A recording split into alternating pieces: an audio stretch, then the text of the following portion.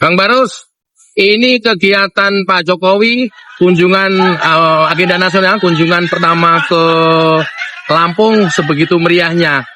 Ada tuduhan, ada agenda apa di balik ini, Bang? Yang pertama begini, saya kira saya harus menjelaskan terlebih dahulu apa ini agenda sebelum menanggapi kedunguan akal gitu ya dari orang-orang yang memberi tanggapan miring terhadap hal-hal baik yang sedang dilakukan di bumi Lampung ini. Bahwa Pak Jokowi hadir itu memenuhi harapan masyarakat yang rindu terhadap beliau, itu satu. Kedua, kita memang mengagendakan juga dari PSI untuk Pak Jokowi memberikan semangat pada kawan-kawan di DPD, khususnya ini di Bandar Lampung, ada Ketua Bandar Lampung di samping kanan saya, yang tadi telah menghadirkan seribuan struktural dari tingkat DPD, DPC, dan DPRT. Begitu juga kemarin di Mesuji dan di Tulang Bawang, serta ada kira budaya yang digagas dan dihadiri masyarakat. Untuk apa? Ada kedunguan pikir dari beberapa yang menganggap dirinya tokoh, bahkan sudah berada di DPR RI dia, ya, menganggap ini adalah sebagai sesuatu yang sifatnya colong start. Nah, kenapa saya katakan dungu? Mereka membuat undang-undang, ya, termasuk juga undang-undang pemilu, ya, yang justru dia tidak sadari bahwa hari ini seluruh partai politik yang belum lolos Senayan itu wajib melalui satu tahapan di 2027 yang namanya verifikasi faktual dan administrasi partai. Makanya udah nggak level kita ini, apakah PSI ketinggian atau mereka yang sudah sangat terdegradasi akal pikirannya sehingga menganggap ini sebagai satu hal yang direkayasa untuk tujuan politik tertentu. Iya, emang ini urusannya politik kok. Gimana sih? Nggak pintar-pintar, nggak cerdas-cerdas karena mungkin ruangannya penuh full AC. Beda dengan kita di sini. Maka harapan saya ini menjadi permakluman kepada publik bahwa kehadiran Pak Jokowi untuk menyemangati kawan-kawan di DPD seluruh Indonesia ini dijanjikan 38 provinsi akan beliau datangi. Guna apa? Guna memberikan semangat sebagai orang yang kami tetapkan sebagai patron dikarenakan beliau pernah memenangkan 5 pemilu berturut-turut tanpa jeda. Wajar semua bergembira kedatangan Pak Jokowi di Lampung ini di 3 titik, sudah 4 titik. Hari ini beliau akan 12 titik. Luar biasa, semua berbahagia. Yang sakit kepalanya adalah yang sudah ditinggalkan oleh Pak Jokowi. Nah itu. Jadi apalagi, uang udah ditinggalin, udah ngomong kami tidak peduli lagi. Tapi tiap hari ngomong. Bayang pun, bukan bayangkan lagi nih. Bayang pun. Ya kan? Ya. Kami hari ini PSI sangat berbahagia dengan situasi itu. Dan kita berharap Pak Jokowi sehat terus. Anjing menggonggong, kafilah berlalu. Kira-kira itu. Tadi ada yang komen juga, Bang, dari parkir sebelah. Dia bilang kok nggak bisa move on sih, bukan lagi presiden, masih keliling terus katanya. Apa, Bang? Disinilah kedunguan kedua. Kenapa? Warga negara Indonesia itu diberikan hak untuk berkumpul, bersarikat, bersilaturahmi, dilindungi oleh undang-undang. Undang-undangnya dia juga yang bikin. Bayang pun lagi, orang yang berada sudah, partainya ada di parlemen, tetapi dungunya tidak sembuh-sembuh. Kita mau berharap apa lagi dari mereka? Alhamdulillah hari ini Pak Jokowi mengatakan saya sudah di PSI, tidak lagi di partai yang itu. Harapan kita dengan Pak Jokowi menunjukkan kenegarawanannya, datang bertemu masyarakat. Mereka bersiap semua masyarakat meninggalkan kedunguan-kedunguan itu, menjadi pintar, cerdas bersama Pak Jokowi membangun bangsa ke depan dengan PSI. Apalagi Pak Jokowi dicurigai juga mengambil kader-kader mereka di daerah untuk login PSI seperti apa? Oke. Ini kedunguan ketiga. Ya. Ini kedunguan ketiga dari orang-orang yang merasa dirinya pintar. Berada atau tidak berada di dalam satu partai politik adalah hak asasi kali ya. Setinggi-tingginya itu. Hak personal kita, hak privat kita dilindungi oleh undang-undang. Kalau orang itu kemudian bergabung, contoh kayak saya nih, saya dari Partai Nasdem, sekarang saya bergabung ke PSI. Itu kan karena kecerdasan saya. Saya tidak mau jadi disebut sebagai kutu loncat apa. Ada juga nih partai yang sudah di DPR menyebut saya salah satu kadernya adalah kutu loncat. Wah, saya senang tuh. Saya jawab, saya memang loncat untuk mendapatkan tempat yang lebih baik, tugas yang lebih baik, dan berkemanfaatan lebih baik. Tetapi ingat, kutu busuk itu menetap dan menggerogoti rumahnya. Silakan Anda mau jadi kutu busuk, silakan. Saya enggak. Ya. Oke, Bang. Yang menarik dari rangkaian perjalanan ini kan tadi, ketika Pak Jokowi diberi gelar Baginda Pemuka Bangsa. Apa maknanya buat PSI dari hari kunjungan ini?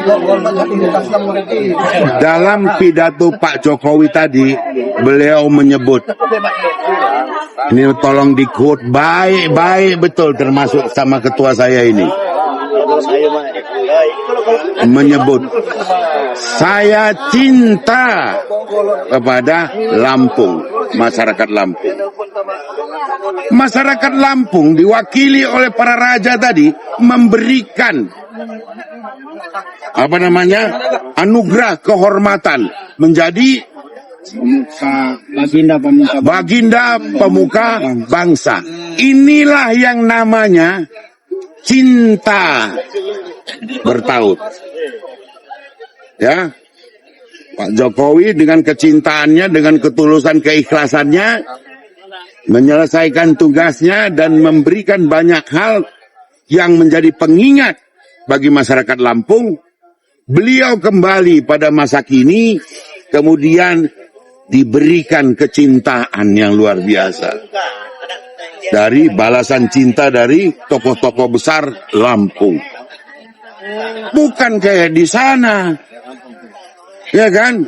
Cintanya dia sebetulnya kepada Pak Jokowi, tapi cinta yang terlarang. Ambes, satu lagi nih. Ini saya sedikit agak melipir. Ya, mana minumnya ini? Oh ya, minumnya lagi dipesan. Ya. Oke. Langsung eksekusi. Paling enggak dapat minum lah dulu kan begitu. Haus.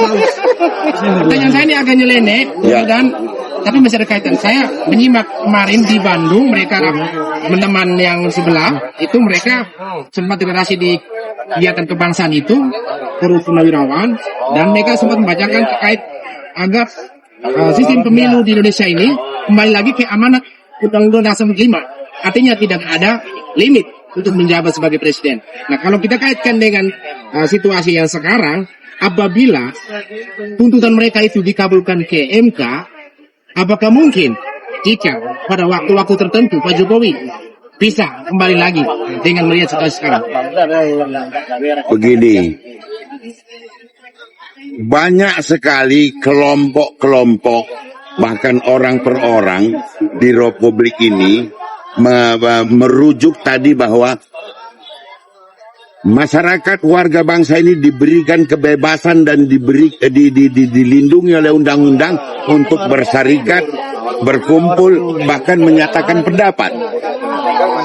Pendapat-pendapat itu tentu harus nanti disanding dengan apa yang tertera sudah diatur dalam perundang-undangan kita. Kalau kemudian ini hanyalah sebatas menyampaikan pendapat karena urusan pragmatis tertentu, bisa saja ini sekedar huru hara wacana, ya kan? Tetapi kalau dia sudah maju ke MK, itu hak dari masyarakat untuk mendapatkan keputusan yang final and binding. Satu-satunya adalah ke MK. Maka kalaupun nanti itu akan berdampak seperti apa pada akhirnya disikapi oleh Mahkamah Konstitusi, bisa juga diterima atau ditolak, ya kita lihat perkembangannya. Nah, pertanyaan New tadi, kalau ini disetujui, apakah ini kemudian bisa menjadi sesuatu yang baik bagi Pak Jokowi, begitu? Ya, Bang Ben sendiri setuju tidak? Tidak hanya kepada Pak Jokowi, kepada yang lain semuanya. Tapi garis bawahnya adalah figur kuat yang diterima oleh masyarakat. Yang akan, kalau seandainya itu dikabulkan. Saya tidak ingin menanggapi itu, tetapi yang jelas adalah apapun yang diputuskan Mahkamah Konstitusi terhadap apapun yang diajukan oleh para pihak, itu adalah untuk semua lapisan masyarakat. Tidak terbatas kepada 1, 2, 3 orang saja. Saya kira itu. Oke, Bang. Ini kan orang bilang Pak Jokowi ini kampion politik. 2 kali menang wali kota, 1 kali gubernur, 2 kali presiden. Dan ini menjadi pertarungan beliau yang sangat menentukan. Karena 5 kali dia menang, dan kali ini dia bergabung sama PSI yang juga belum masuk parlemen. Nah, gimana Abang melihat ini, Bang? Ini tantangan yang luar biasa untuk Pak Jokowi, tapi juga untuk PSI. Ya. Tidaklah sebuah atau satu partai politik didirikan kecuali tujuan utamanya adalah merebut kekuasaan. Dan begitu. Maka dibutuhkan patron-patron yang kompeten untuk memberitakan kepada masyarakat bangsa ini bahwa sesuai dengan undang-undang kita yang mengatur peserta pemilu adalah partai politik atau gabungan partai politik, maka menjadi penting bahwa partai politik yang manapun itu harus terlegitimasi, ya kan? Harus terlegitimasi yang ukurannya adalah pilihan masyarakat. Harus terlegitimasi dia. Maka tentu semua partai politik akan juga mengedepankan patron-patron. Alasan PSI dengan menetapkan Pak Jokowi sebagai patron udah disebut sama dia. Siapa di Republik ini yang pernah 5 kali menang pemilu berturut-turut tanpa jeda? Pak Jokowi. Kenapa? Karena Pak Jokowi jago. Ntar dulu. Karena Pak Jokowi diterima oleh masyarakat. Jadi jangan bilang itu ada satu partai mengaku tanpa partai kami Jokowi bukan siapa-siapa. Itu dungu ke berapa udah? 5. Dungu kelima. Kenapa? Kalau memang partainya jago, ketua umumnya yang lama itu harusnya terpilih dong. Terus yang terakhir ini Uban harusnya terpilih dong. Tapi kenapa hanya Jokowi yang terpilih? Setelah tarik bodi ini Pak Jokowi remuk. Akur barangnya. Nah, kau dapat ininya. Bang, minta konfirmasi. Pak Jokowi sebagai ketum atau ketua Dewan Pembina? Nah itu sebagai konteksnya sebagai patron PSI Sebagai itu. tokoh nasional, Bapak Infrastruktur Indonesia. Itu salah satu. Salah duanya, Ini menarik deh. Pak Jokowi akan menempati posisi yang sangat terhormat di partai ini. Nah, tunggu. Tanpa jabatan itu, Anda lihat ini, ramenya minta ampun. Belum menjabat. Apalagi kalau sudah, mungkin nggak ada waktu kita begini-begini lagi nih. Yang dimaksud apalagi tadi apa? Slow lah. Kita koma dulu sampai di situ. Yang jelas Pak Jokowi hari ini, saya tadi yang buka. Setiap di kegiatan PSI, kalau di kegiatan relawan agak takut saya. Kita relawan Bang. Itu dia. Ini ketua umumnya. Jadi kita menetapkan sampai dengan nanti ketua umum sudah kami berikan privilege untuk mengumumkan apa posisi Pak Jokowi pada saat dan waktu dan tempat yang tepat. Kapan Bang? Sabar dulu, ini terkoma nih. Masih koma ini. Sementara menuju ke sana, maka kami meletakkan beliau sebagai patron politik, motivator, panutan seluruh kita yang ada di PSI. Artinya Pak Jokowi belum resmi masuk dalam struktur PSI ya? Saya tidak boleh menjawab itu karena itu adalah domain daripada ketua umum. Oke.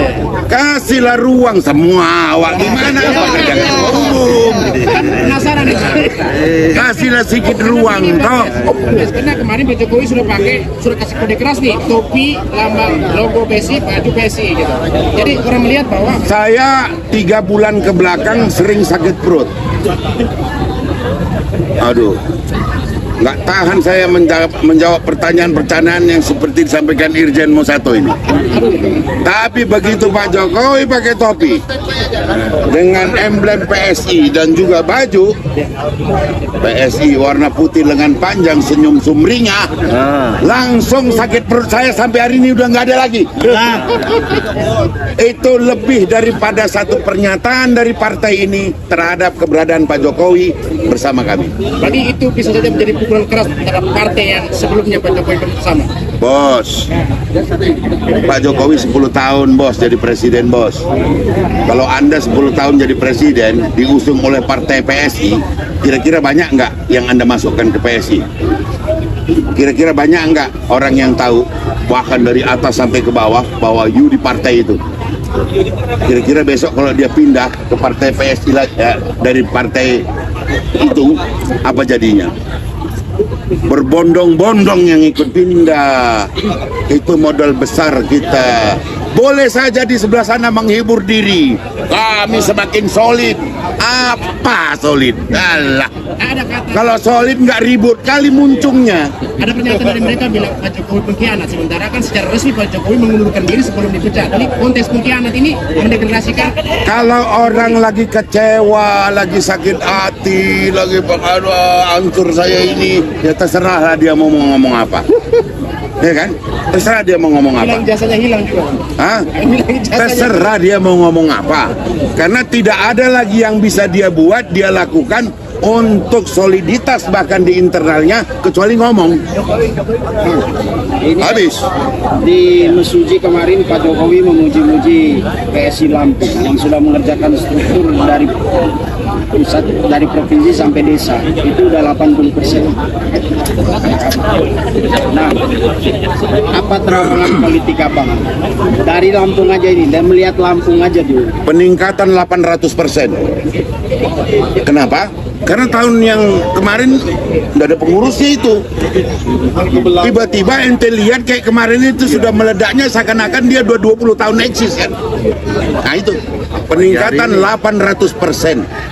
Saya diri benar ini atau Dari sisi pengurus. Kan Anda kan melihat hadir di sana Bung Agri Panani ada, dia foto-foto saya gitu kan, saya lupa begaya lagi kan.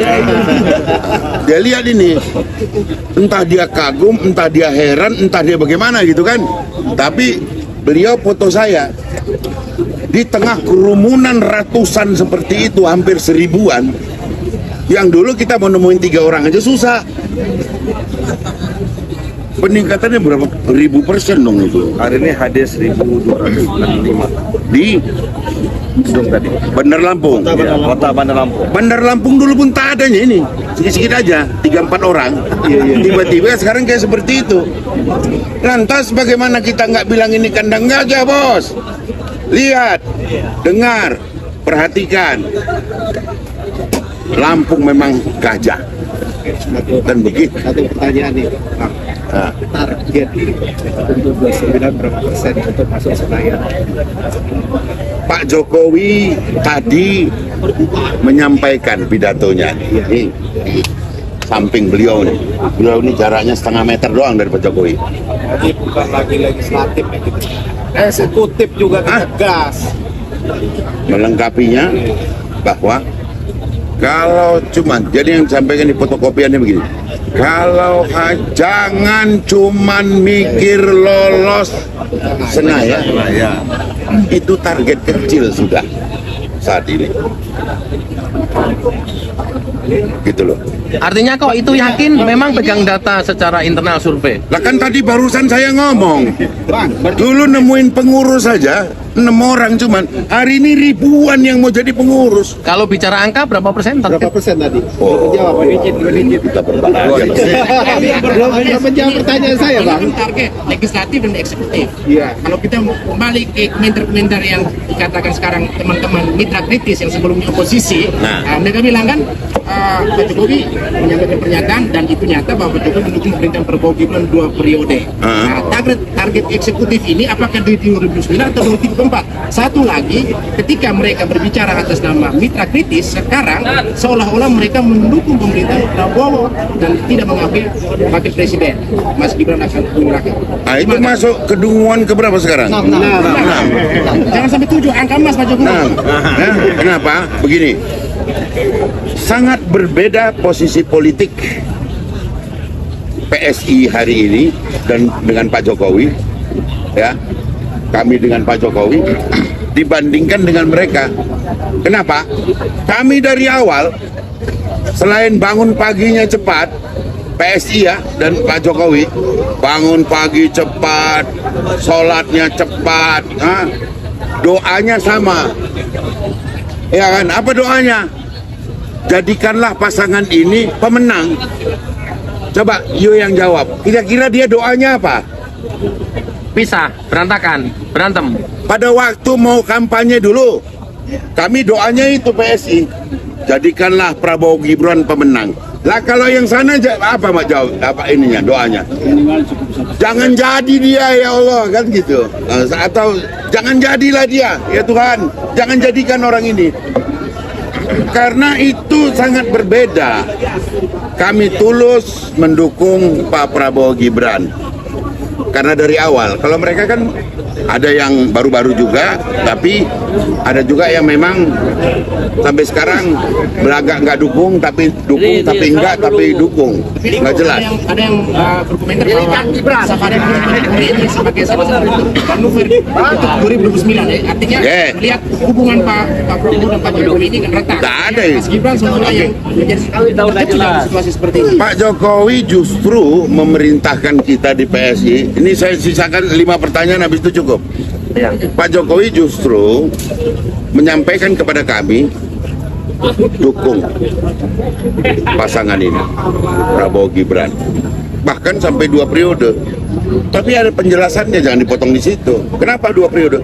Karena kami PSI dari awal, gitu, mendukung ini. Jadi menjadi wajar kalau yang kemudian dapat yang diterima ataupun yang difasilitasi oleh undang-undang itu ada 2 kali. Ya kenapa tidak 2 kali? Orang kami dari awal bilang mereka terbaik kok. PSI ya mengatakan ini pasangan terbaik. Lantas kalau yang terbaik kita harapkan diterapkan 2 periode, kenapa dia yang gatal punggung? Kan begitu? Kan ente tidak mendukung. Target eksekutif 2 periode atau Mas Gibran masuk periode 2029 atau 2000? Yang disampaikan Pak Jokowi itu dukung Prabowo Gibran 2 periode. Ya sudah, kita nggak punya alternatif pemikiran yang lain selain daripada itu. Jangan-jangan putusan IMK bilang kembali lagi undang-undang Nanti lagi kita berpikir itu, tapi pada hari ini itulah kita. Jadi upaya-upaya seperti kemarin Mas Gibran diri perannya Pak Jokowi udah bisa itu semua bagian dari manuver kita tetangga sebelah. Yang paling sakit yang kita rasakan selalu adalah ketika kita pernah berkuasa kemudian tidak berkuasa lagi. Itu suka sakit tuh kalau nggak siap mental. Hah? Kenapa? Rata-rata orang yang pernah berpuasa pasti tahu enaknya puasa, ya kan gitu kan? Ya mungkin ada kali di partai itu yang pernah berkuasa dan sekarang dulu telunjuknya bagus, sekarang udah nggak bisa lagi. Nah sekarang lapar kuasa. Bagaimana supaya bisa berkuasa lebih cepat? Mungkin. Ya ini harus dibelah. Baru nanti kami bisa masuk lagi bernegosiasi. Belahlah ini 58% jadi berapa kek supaya mudah dikalahkan. Wah. Ya itu. Satu Bang Bes, kan target eksekutif dalam hal ini wakil presiden kita saat ini sudah out dari PDP, tidak punya partai kan? Apakah mungkin nanti target eksekutif itu nanti merujuk dengan sejalan dengan 2 periode? Mungkinkah Mas Gibran? Ini tidak update undang-undang. Makanya begini.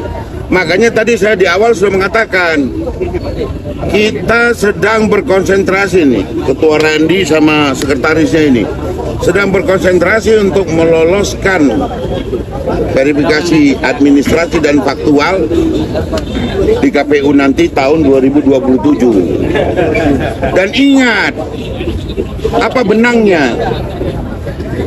Presiden threshold 0. Apalagi yang kau pikirkan mau satu? Kan partai politik. Ya memang partai politik tapi 0. Asal dia sudah jadi partai politik peserta pemilu lolos 0%. Nggak perlu dia 4, 10, 20% baru bisa mencalonkan. Peluang independen bisa, Mas Gibran belum. Kita tidak bicarakan Mas Gibran karena secara ini saya belum pernah ketemu. Bang, Pak Jokowi itu punya 3 pilar: partai, masyarakat, relawan. Gimana PSI? Pak Jokowi udah menyatakan saya di PSI sekarang. Ya. Gimana PSI mengorkestrasi 3 pilar ini dibinasakan? Ya tanya aja, ini kan relawan ini. Anda bersama kita kah? Iya. Kan pasti jawab iya. Iya. Ya kan? Walaupun ada yang malu-malu, ada yang udah terus terang. Tapi yakinlah, Pak Jokowi bukan cuman pemimpin yang hebat, tapi juga negosiator yang paten ini barang. Paten ini barang. Kalau nggak jago negonya ini, nggak ada kita di sini ini duduk-duduk ini apalah ini. Hah? Udahlah. Udah KTA belum? Bang, yang terakhir Ketua DPW minta komentarnya. DPD. Oh, Apa? DPD, bukan DPW. Ini kan Kota Bandar Lampung. Oh, oke, kirain DPW. Oke. Ya, apa aja? Enggak, kemarin ini tuh pemilu kemarin Lampung itu cuma dapat 1,8%. Artinya atau setara dengan 8.800 suara. Hari ini besok 2024 berapa targetnya? Sorry, 2029.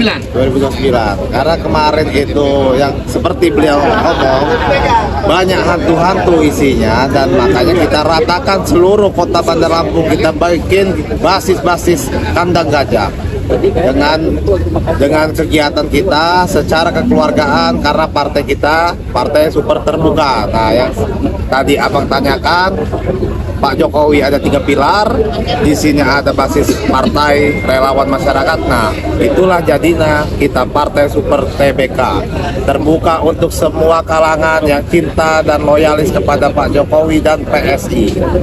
Insya Allah kita. Berapa targetmu?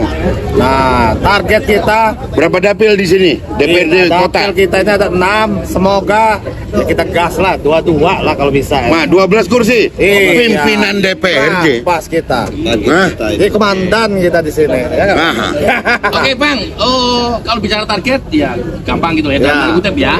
Infrastruktur Abang, infrastruktur partai sampai di mana hari ini? Kalau kita dari sekarang, dari kecamatan sudah kita 20 kecamatan kita kasih gas. tahu tadi. Nah, 20 kecamatan yang udah kita gas, itu basis di pengurusan kecamatan kita sampai 10 anggota satu kecamatan. Habis itu kita ada 126 kelurahan di Kota Bandar Lampung. Itu basis kita 10 orang. Alhamdulillah, tadi kita agenda kegiatan Rakorda, itu acara verifikasi internal, Berapa orang hadir? itu 80%. Berapa jumlahnya? 1.300-an ya. Itu basis anggota aja itu. Anggota Pengurus. Jadi kita membuat verifikasi internal untuk meloloskan verifikasi KPU dan Bawaslu. Cocok. Dan dihadirkan ya 2027. Gimana? Dihadirkan di depan Pak Jokowi. Nah, dihadirkan dengan Ya. Pak Jokowi dan Ketum Kaisang dan seluruh jajaran komandan-komandan di Ketua DPP. Ada Pak Ahmad Ali dan Pak Lestari Barus. Bang, sedikit sih Bang, tadi di tengah Rakorda PSI Banamal terdapat sejumlah yang melakukan demo nih Bang, menolak hadirnya Jokowi. Bagaimana respon kita Bang? Sebelum nanti di sini ya, tadi soalnya beliau juga ada menjawab hidup Jokowi, yang demo juga bilang hidup Jokowi gitu ya. Setelah itu ya. Iya. Berkumpul menyampaikan pendapat dilindungi oleh undang-undang. Yang dilarang anarkis. Ya kalau ada orang bilang kemudian berkumpul, kemudian di satu tempat menyatakan sikapnya, ya kita terima, nggak ada masalah itu, ya toh. Tapi kan kalau dia sampai mengganggu, maka itu masuk kategori anarkis yang harus ditindak oleh aparat polisian RI. Kalau kita menduga demo ini apakah ditunggangi atau kemauan dari rakyat itu sendiri Bang? Ya kalau ditunggangi atau tidak ditunggangi, ya tetap aja namanya demo. Masyarakat hari ini pintar, makanya yang dagang dikit, gitu loh. Nggak sanggup juga barang kan, ya gitu, kira-kira begitu.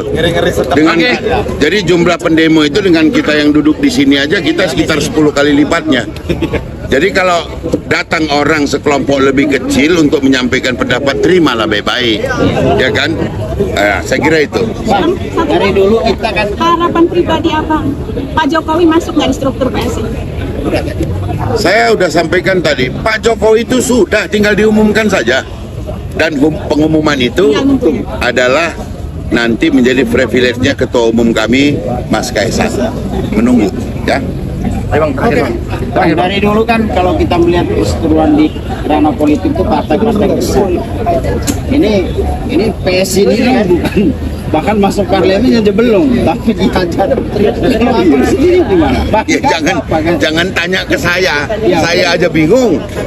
Kok kenapa ini lagi-lagi satu hari media itu bisa menghubungi saya. Kemarin itu 16 media menghubungi, ya kan? Hari ini Detik sudah apa? Saya juga heran. Selalu saja harus menanggapi kelompok yang sama. Apakah mereka memang sudah tidak ada lagi sesuatu karya yang harus diberitakan kepada rakyat sehingga harus menumpang kepada PSI untuk terberitakan? Silakan kapan waktu berpodcast dengan mereka. Saya kira itu. Dari segi postur kan kelihatan belum. Bos, dengar baik-baik ini kita semua nih. Tidak ada orang yang tergelincir karena batu gunung. Selalu oleh kerikil kecil. Cocok nggak? Oke.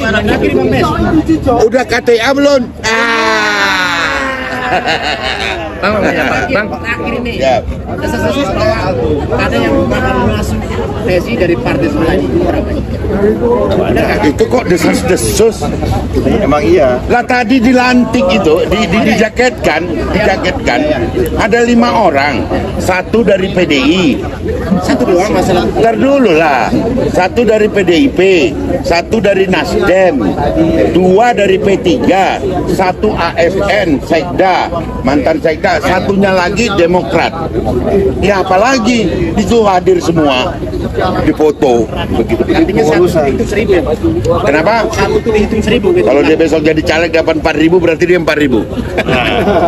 Oke, thank you. Tunggu, Bang.